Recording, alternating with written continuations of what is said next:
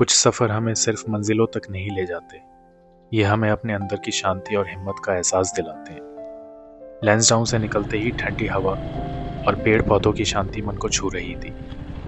हर मोड़ पर नज़ारे बदलते और हर मोड़ पर एक नई कहानी सुनाई दे रही थी, जैसे प्रकृति अपने राज धीरे धीरे खोल रही हो।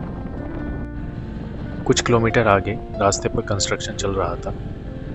पहाड़ों को काटकर जो रोड बन रही थी वो सिर्फ एक पथ नहीं, एक सीख भी दे रही थी। मुश्किल रास्ते ही हमें मजबूत बनाते हैं और हिम्मत रखो तो हर कठिनाई का रास्ता मिल ही जाता है।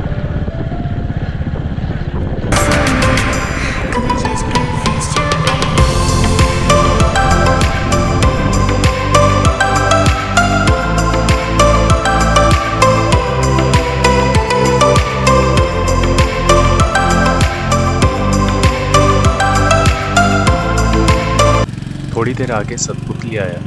छोटी सी चाय की दुकान पर रुककर गरम चाय और मैगी के साथ एक पल का सुकून मिला। जीवन भी ऐसा ही है, कभी छोटी खुशियां ही हमें आगे बढ़ने की ताकत देती हैं। और फिर सफ़र और भी खूबसूरत हो गया। सतपुतली से व्यास घाट तक का रास्ता हर मोड़ पर नई खूबसूरती दिखा रहा था। पहाड़ों की हरियाली, नदियों की हल्की गूंज और पत्तों पर गिरती धूप, जैसे प्रकृति अपनी हर कहानी हमें बताना चाहती है।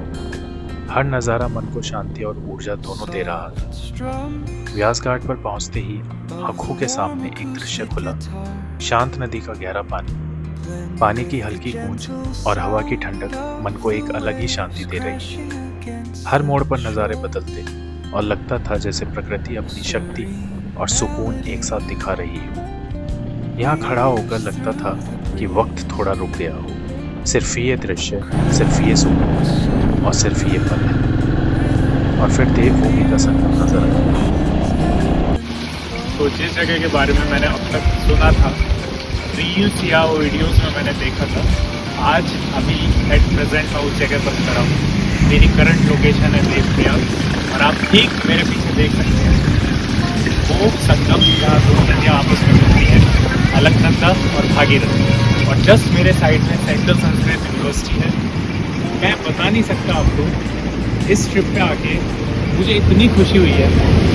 मैं इतने टाइम से इस ट्रिप को प्लान कर रहा था। वो कहते हैं ना, सब्र का फल मीठा होता है, तो वाकई में सब्र का फल मीठा होता है। मैं बहुत खुश हूँ इस ट्रिप पे। दो नदियों का मिलन और आसपास का प्राकृतिक दृश्य मन को एक अलग ही सुकून दे रहा था। यहाँ खड़ा होकर महसूस हुआ कि सफ़र सिर्फ मंजिलों का ही नहीं, बल्कि अपनी रूह का भी है।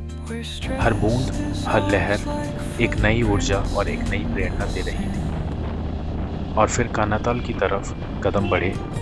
पहाड़ों के बीच खुला आसमान और ठंडी हवा का एहसास मन को शांति दे रहा था। रास्ते के दोनों तरफ के दृश्य, दूर तक फैली हरियाली और पहाड़ों की गहराइयाँ, जैसे सफ़र का हर पल एक नई रोशनी और नई ऊर्जा दे रहा।